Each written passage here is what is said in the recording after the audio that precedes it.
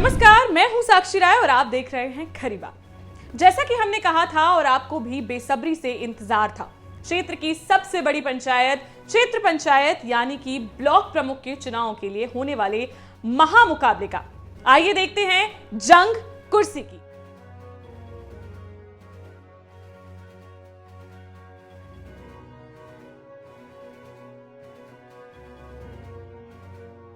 वर्ष 1995 में देश में पंचायती राज लागू होने के पहले ब्लॉक प्रमुख चुनाव सांसदों विधायकों की नाक का सवाल होते थे।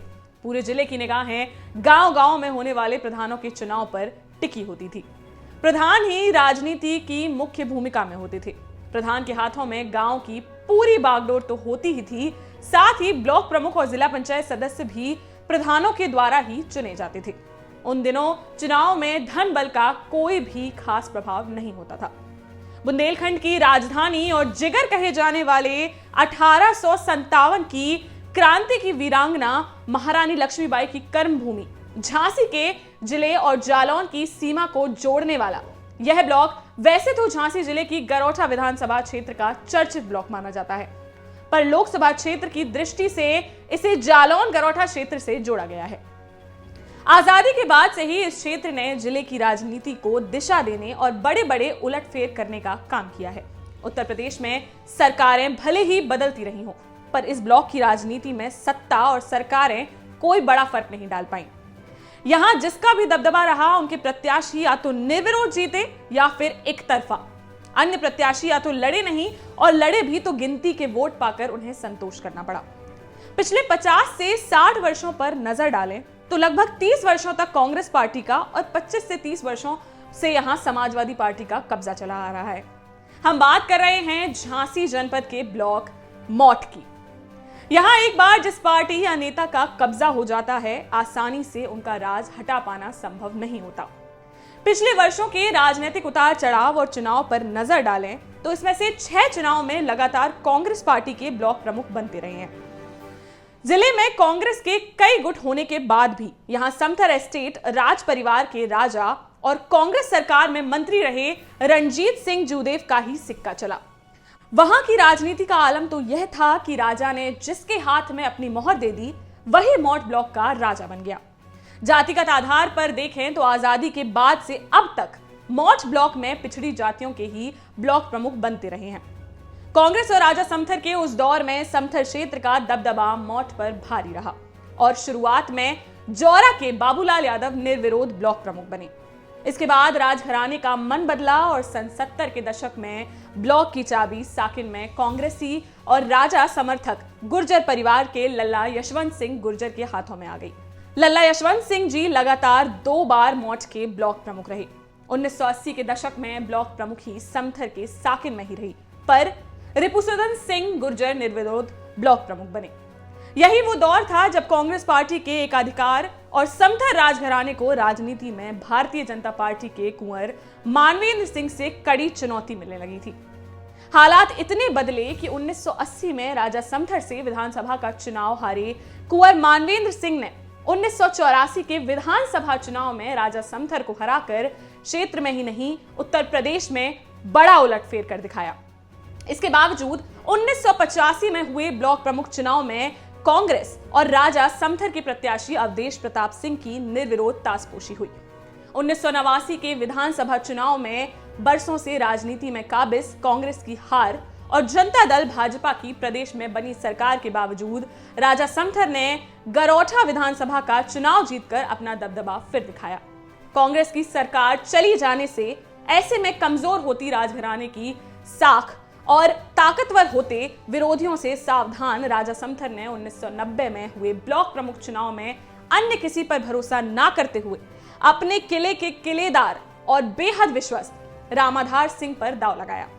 राजा द्वारा अपने किलेदार को प्रत्याशी बनाए जाने का उनके लोगों ने ही विरोध किया और पहली बार उनके प्रत्याशी के विरोध में साकिन समथर के ही रामकिंकर सिंह ने भाजपा प्रत्याशी के रूप में पर्चा भर दिया।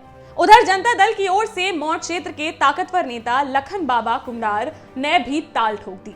राजा समथर के प्रत्याशी का पहली बार विरोध हुआ, पर जीत उन्हीं के प्रत्याशी की हुई और किलेदार रामाधार सिंह बड़े अंतर से ब्लॉक प्रमुख का चुनाव जीते। भाजपा के राम किंकर सिंह दूसरे और जनता दल के लखन बाबा यादव तीसरे स्थान पर रहे। उत्तर प्रदेश में जनता दल के बाद उभरी समाजवादी पार्टी की 1993 में सरकार बनने के बाद मुख्यमंत्री मुलायम सिंह यादव के बेहद करीबी माने जाने वाले चंद्रपाल सिंह यादव का क्षेत्र में दबदबा रहने लगा। मौठ ब्लॉक में बार बार समथर क्षेत्र का और गुर्जर जाति का ब्लॉक प्रमुख बनने से मौठ क्षेत्र के यादवों में एकजुटता बढ़ने लगी थी। कुमडार के मजबूत नेता लखन बाबा यादव अपनी दावेदारी को मजबूत करने में लगे थे। उधर मौठ क्षेत्र के युवा दीपनारायण सिंह दीपक यादव ने 1992 में कांग्रेस के छात्र संगठन NSUI से बुंदेलखंड कॉलेज झांसी का छात्र संघ अध्यक्ष बनकर प्रदेश में तेजी से उभरी समाजवादी पार्टी का दामन थामकर मौठ क्षेत्र में नए समीकरणों को जन्म दे दिया। उस जमाने में बुंदेलखंड के कद्दावर नेता चंद्रपाल सिंह यादव ने भी मौठ क्षेत्र के इस युवा की पीठ पर हाथ रख दिया। हालात यह बने कि मौठ ब्लॉक की चुनावी जंग में दीपक यादव और लखन बाबा आमने सामने दिखने लगे और यहां एक वैवाहिक रिश्ते ने क्षेत्र की राजनीति को नई दिशा दे दी। ब्लॉक प्रमुख के मजबूत दावेदार लखन बाबा की पुत्री अनुपमा यादव और दीपनारायण सिंह के चचेरे भाई चरण सिंह यादव के वैवाहिक रिश्ते की गांठें बनना तय हो गई। इसी रिश्ते ने दीपक यादव और लखन बाबा की जगह चरण सिंह यादव की मौठ ब्लॉक प्रमुख की ताजपोशी की राह बना दी। विरोध में विपक्षी दलों से लोहगढ़ के राजेंद्र सिंह गुर्जर का पर्चा तो भरा, पर चुनाव चरण सिंह तो एक तरफा जीते और इसके बाद तो मौठ ब्लॉक में विपक्ष एकदम खोसा गया। वर्ष 2000 में महिला सीट पर सपा से चरण सिंह यादव की पत्नी और लखन बाबा की पुत्री अनुपमा यादव जीती। उन्होंने विपक्ष के प्रत्याशी राजेंद्र सिंह राजपूत अटरिया की पत्नी को एक तरफा मुकाबले में हराया। वर्ष 2006 में समाजवादी पार्टी के चरण सिंह यादव तीसरी बार निर्विरोध ब्लॉक प्रमुख बने।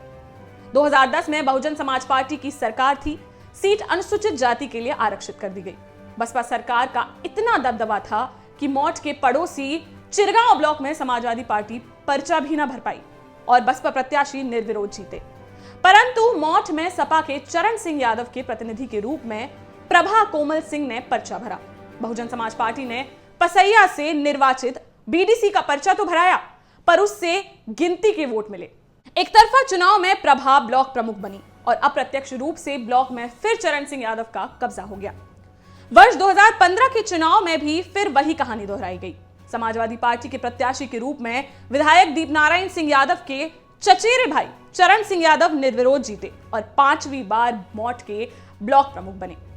वर्ष 2017 में उत्तर प्रदेश में चली भाजपा की आंधी के बाद बनी 3/4 बहुमत की सरकार में उम्मीद है कि 25 वर्षों से मजबूत समाजवादी पार्टी का किला मौठ में दरकेगा, पर अभी ऐसा कुछ दिख नहीं रहा है। 80 सदस्यों वाले क्षेत्र पंचायत मौठ में अनुसूचित जाति के लिए आरक्षित चुनाव में समाजवादी पार्टी के वर्तमान ब्लॉक प्रमुख चरण सिंह यादव की ही प्रत्याशी प्रभा कोमल सिंह एक बार फिर समाजवादी पार्टी से ताल ठोक रही हैं। उनका दावा है कि उनके पास 2/3 से अधिक सदस्यों का समर्थन और प्रमाण पत्र है। उधर भारतीय जनता पार्टी के प्रत्याशी की स्थिति अभी तक स्पष्ट नहीं हो पा रही है। सपा के चरण सिंह की चुनावी व्यूह रचना के चलते भारतीय जनता पार्टी के रणनीतिकारों को कोई रास्ता नहीं सूझ रहा है। मौठ ब्लॉक चूंकि गरोठा विधायक जवाहरलाल राजपूत का होम ब्लॉक है, साथ ही विधान परिषद के सभापति कुंवर मानवेंद्र सिंह के करीबी और भाजपा के पूर्व जिला अध्यक्ष अरिदमन सिंह की प्रतिष्ठा इस चुनाव में दांव पर है। दोनों ही नेता हर परिस्थिति में इस बार मौठ ब्लॉक पर भाजपा का झंडा फहराने की कोशिश में हैं। पर यह कोशिश कितनी कामयाब हो पाती है, यह तो आने वाला वक्त ही बताएगा।